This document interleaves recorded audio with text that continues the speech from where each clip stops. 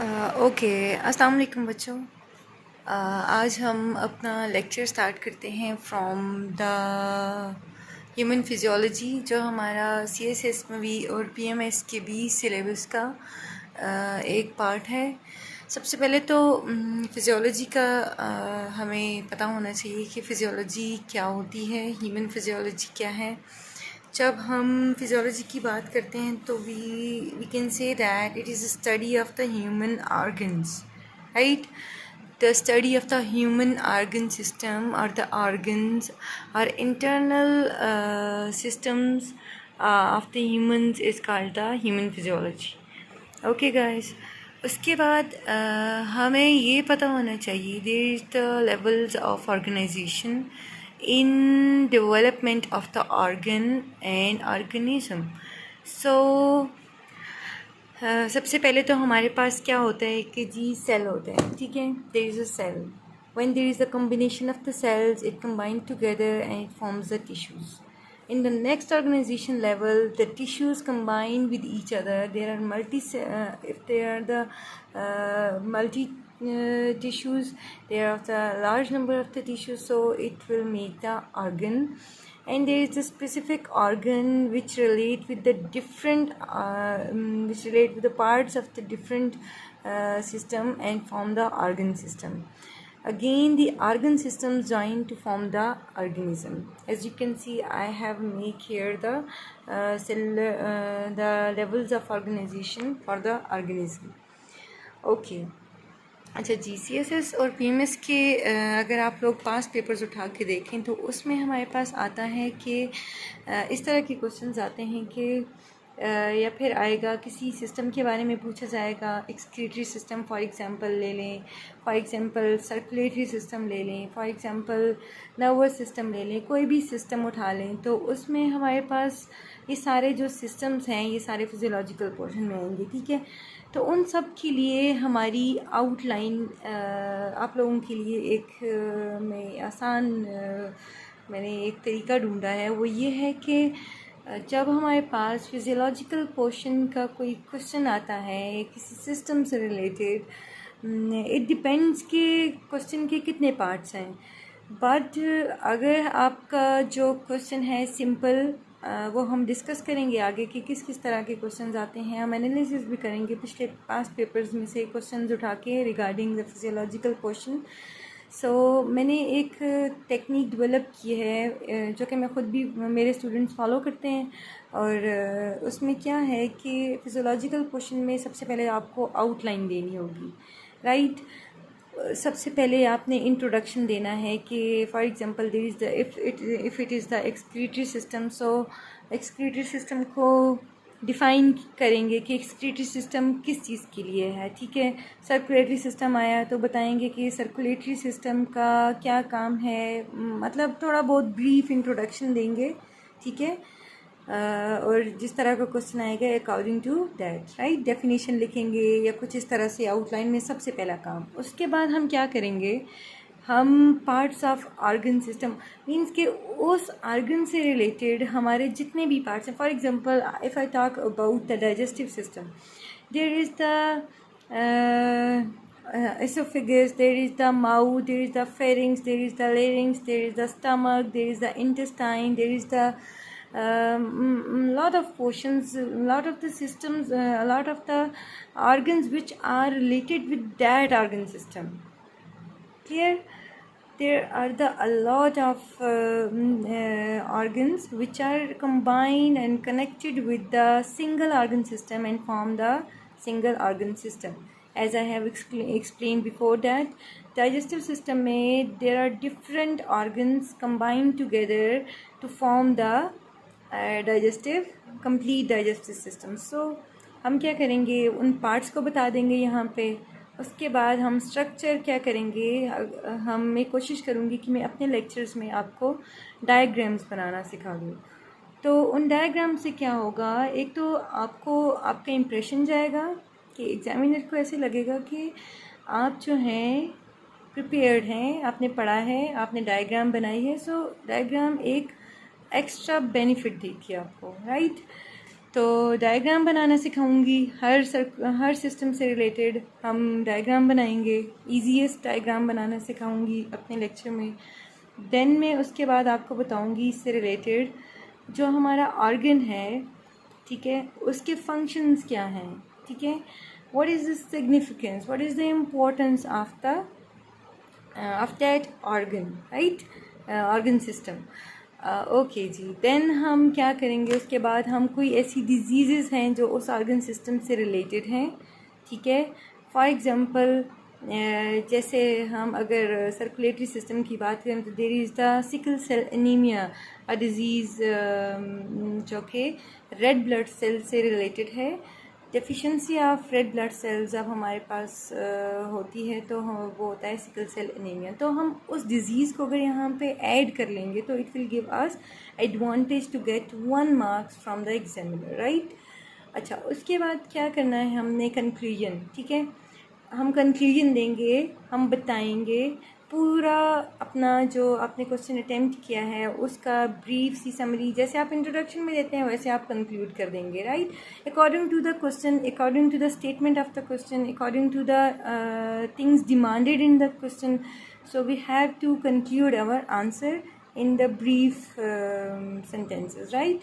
So these will be the portions which can cover our one question for the 5 marks of the physiological portion. So guys, this is my little introduction about the physiological portion. So how can we move onward for the further detailed discussions of the systems. So stay tuned. Okay students, so जैसे मैंने आपको पहले बताया कि हम human physiology का अगर question देखते हैं तो उसमें हमारे पास सिस्टम्स आते हैं, different systems, right. There will be the circulatory system, there will be the digestive, excretory, respiratory, and we can say that all of the systems of the body is included into the physiological portion of the syllabus. तो मैंने क्या किया कि मैंने आपको सबसे पहले outline बता दी है, ठीक है। आउटलाइन का ये होता है कि आउटलाइन जैसे मैंने आपको बताई है, इट्स अ ट्रिक। जैसे कि हमें पेपर में टाइम का भी बड़ा इशू होता है, टाइम मैनेजमेंट का। तो हमने क्या करना होता है कि हर क्वेश्चन के लिए सबसे पहले तो टाइम देखना होता है कि हम कितना टाइम जो है एक क्वेश्चन को देंगे।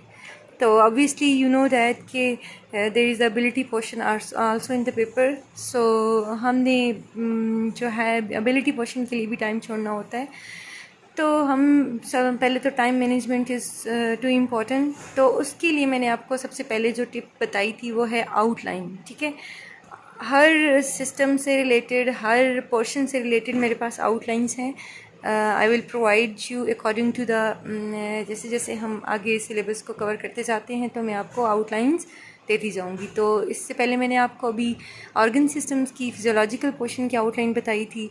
अब उस आउटलाइन के का ये होता है कि आपको जल्दी जल्दी से आउटलाइन बनाएंगे आप और आपने उसमें चीज़ें पुट करना स्टार्ट कर देंगे, ठीक है। So there is the question for the 5 marks, right.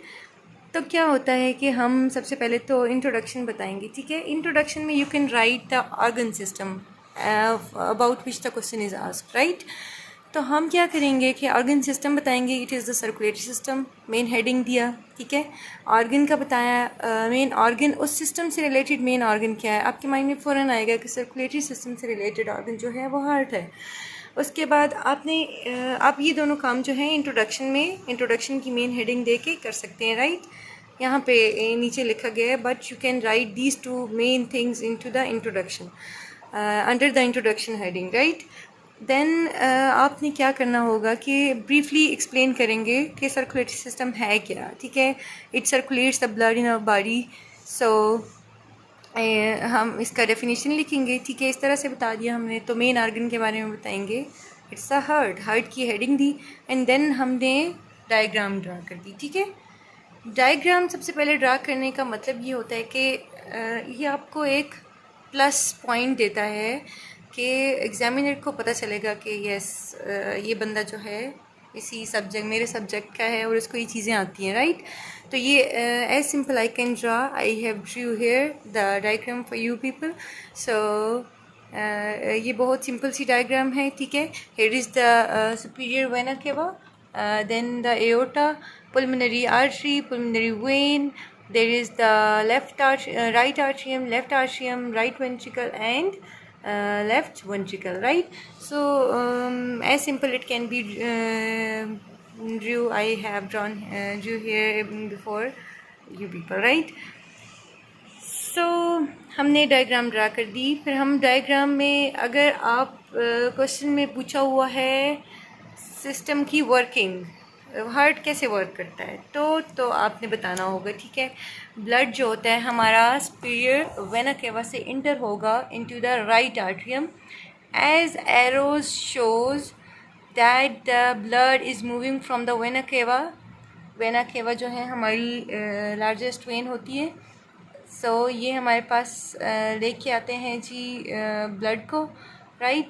Blood आए राइट आर्ट्रियम में, देन यहाँ से ब्लड जाता है राइट वेंट्रिकल में, ठीक है। राइट वेंट्रिकल से ब्लड जाता है जी पुल्मोनरी आर्टरी में। It is the deoxygenated blood it carries, right. The pulmonary artery is the only artery in our body which carries the deoxygenated blood, and it carries the blood towards the lungs for the oxygenation purpose, right। यहाँ से blood जाता है हमारा pulmonary artery से blood जाएगा to where, to the lungs, for what purpose, for oxygenation. अब जी lungs में ऑक्सीजनेशन होती है, देन ब्लड वापस आता है। और pulmonary vein is the only vein in our body which carries the oxygenated blood in our body. All other veins carry the deoxygenated blood, right. Okay जी, पुल्मोनरी वेन से blood enter होता है into the left atrium, and from the left atrium it goes into the left ventricle. From when the left ventricle contract, it passes the blood towards the aorta, and from here the blood passes towards the through the different arteries to the different tissues of the body. And tissues को कौन आगे से करता है? Capillaries. There are the capillaries at the ending points of the arteries which exchange the materials between the tissues and the arteries, right. So ये होता है हमारा वर्किंग ऑफ द हार्ट। अच्छा जी, उसके बाद क्या है जी, डायग्राम बना ली, वर्किंग बता दी। अगर आप वर्किंग का क्वेश्चन आया है तो आपने बताना है, ठीक है। अदरवाइज आई थिंक बता देना चाहिए, तो it will be good enough, right. Okay, then उसके बाद क्या करते हैं कि हमारे, क्योंकि टाइम बहुत शॉर्ट होता है तो हमें बहुत शॉर्ट सी और जल्दी में चीज़ें करनी होती हैं। तो as according to the situation you have to do the answer of your question, right. Then parts of heart, हमारे पास हार्ट से रिलेटेड क्या क्या चीज़ें होती हैं जी। अब सर्कुलेटरी सिस्टम में हमारे पास ब्लड आएगा, obviously it is the circulation of the blood. So blood contain the blood cells, plasma, platelets, right. हमारे पास डिफरेंट ब्लड सेल्स होते हैं। आपने बुलेट की फॉर्म में बता देना है, क्योंकि पैराग्राफ लिखने में बहुत ज़्यादा टाइम लग जाता है। तो जब आप पैराग्राफ लिखेंगे तो टाइम कंज्यूम होगा, तो आपने एक ही क्वेश्चन नहीं करना, आपने 4 क्वेश्चंस करने हैं, राइट। आई थिंक 4 पार्ट्स करने होते हैं एक क्वेश्चन के। जी ऐसे ही है। तो क्या होता है कि ओके जी, आपने क्या करना है जी, यहाँ थे हम। अच्छा जी, ब्लड सेल्स का बताएंगे आप, बुलेट्स की फॉर्म में फ़ौरन से यहाँ बता देंगे। There is a white blood cell, red blood cell, right, and there are the platelets, ठीक है। उसके बाद ब्लड की कंपोजिशन में हमारे पास आ जाता है प्लाज्मा। प्लाज्मा क्या होता है जी, 55% जो होता है प्लाज्मा हमारे ब्लड का पार्ट होता है। इसमें वाटर होता है, प्रोटीन्स होते हैं, एंजाइम्स होते हैं, ऑक्सीजन होती है, right. All of the things are present into the plasma. There is a 90% water into the plasma. अच्छा जी, उसके बाद क्या होता है जी, हमारे पास आ जाती हैं वेसल्स। वेसल्स की हेडिंग की मेन हेडिंग, उसके बाद आपने बताना है जी there is the vein, arteries and capillaries, bullets की फॉर्म में या फिर हेडिंग्स की फॉर्म में आप लिख देंगे। उसके बाद क्या करेंगे, वेन्स के बारे में बताएंगे जी। वेन्स क्या होती हैं? Veins are the blood vessels which carry the what deoxygenated blood, which carries the deoxygenated blood from the heart to the lungs, right, from the body to the heart। इस तरह से इसकी डेफिनेशन लिखी जाती है, राइट। तो फिर क्या होता है कि there is the arteries. Arteries क्या करती हैं, कैरी करती हैं ऑक्सीजनेटेड ब्लड को towards the body, supplies the oxygenated blood towards the body. And capillaries क्या करती हैं जी, हमारे पास स्मॉलेस्ट वन ब्लड वेसल्स होती हैं और ये कनेक्ट करती हैं आर्टरीज और वेन्स को। और as I have told before here that arteries क्या करेंगी जी, कैपिलरीज क्या करेंगी, आर्टरीज और टिश्यूज़ के बेस में जो एक्सचेंज होता है मटेरियल्स का वो प्रोवाइड करती हैं, वो चैनल प्रोवाइड करती हैं कैपिलरीज। देन लोकेशन बता देंगे जी, it is present into the left side of the chest cavity, right. Heart की लोकेशन होगी, उसके बाद फंक्शन की हेडिंग दी, उसके बाद ये बताएंगे कि it is the pumping organ, right, it pumps the blood, it circulates the blood into the body, and the disease which linked with the circulatory system is the anemia, right. Then in the conclusion, according to the demanded statement, we have to write the conclusion. Okay guys, so it is the enough part of the circulatory system. For the question of the circulatory system, the things which I have told you are the more than enough. अगर आप जो है इस तरह से लेके चलेंगे, ये जो मैंने आपको तरीका बताया है, इस लिहाज से अगर आप क्वेश्चन को अटैम्प्ट करेंगे तो you can get the extra advantage from the examiner side, and you can tackle your answer by doing this technique. अच्छा जी, ये तो हो गया हमारा सर्कुलेटरी सिस्टम। अच्छा, एक बात और अगर आप लोगों की जो है मैं बताना भूल गई, वो ये है कि हमारे पास, जैसे मैंने पहले बहुत बात की है इस चीज़ पे कि शॉर्टेज ऑफ टाइम होता है जब आप पेपर कर रहे होते हैं। एक तो आपका जो लिखने का पेपर की वजह से जो हमारी होता है टेंशन थोड़ा सा हो रही होती है, आपको बस टेंशन नहीं लेनी होती है, एंड बस अपने अपनी नर्व्स पे काबू करके, अपने नर्व्स पे जब आप काबू करते हैं तो आप क्वेश्चन को अच्छे तरीके से समझ पाएंगे। सबसे पहले क्वेश्चन को ब्रेक करना है। अब नेक्स्ट क्वेश्चन में मैं आपको एनालिसिस बताऊंगी सर्कुलेटरी सिस्टम के रिगार्डिंग। अगर कोई पास पेपर में क्वेश्चन आया हुआ है तो वो मैं आपको लोगों को करके बता देती हूँ, एंड देन अगर कोई और सिस्टम से रिलेटेड क्वेश्चन है तो वो भी मैं आप लोगों को यहाँ पे ब्रेक करके बताऊँगी। क्वेश्चन के पार्ट्स, सबसे पहला काम जो होता है वो क्वेश्चन को ब्रेक करना होता है कि क्वेश्चन को ब्रेक कैसे किया जाए। क्वेश्चन को समझना होता है, मतलब आप अपने हाथ में पेंसिल लेंगे पेपर के टाइम पे और उसको ब्रेक करेंगे, ठीक है, कि क्वेश्चन के कितने पार्ट्स हैं, उसने क्या पूछा हुआ है, रिगार्डिंग रेलिवेंट आंसर देंगे तो रेलिवेंट आपका आंसर एक्सेप्टेड होगा, अदरवाइज़ इरेलीवेंट चीज़ें लिखने से एक तो आपका टाइम ज़ाया होता है, ठीक है। दूसरी बात जो है, आप अपने टॉपिक से जब आप अपने आंसर से जब हटेंगे तो ये आपको डिसएडवांटेज दे सकता है, ठीक है। और क्या चीज़ रह गई थी इससे रिगार्डिंग, और ये कि जब आप मेन हेडिंग्स देते हैं, 5 नंबर का क्वेश्चन है, आपने डायग्राम बना दिया, आपने इंट्रोडक्शन दे दिया, आपने मेन आर्गन का बता दिया, आपने यहाँ पे पार्ट्स ऑफ द, जैसे मैंने बताया पार्ट्स ऑफ द हार्ट बता दिए, लोकेशन बता दी, डिजीज़ बता दी, तो मतलब आपका क्वेश्चन कंप्लीट हो रहा है, ठीक है। तो कोशिश करें कि पैराग्राफ्स ना लिखें, ठीक है, लंबे लंबे पैराग्राफ्स ना लिखें, शॉर्ट सेंटेंसेस में लिखें और बुलेट्स की फॉर्म में, जैसे मैंने यहाँ पे बताया था कि कुछ चीज़ें ऐसी होती हैं जो बुलेट्स की फॉर्म में मेन मार्कर से लिखी जाती हैं, तो इस तरह से लिखेंगे तो आप you can get the good marks. Okay students, I think it is enough for today, and take care for the next system, so stay tuned. अल्लाह हाफिज़।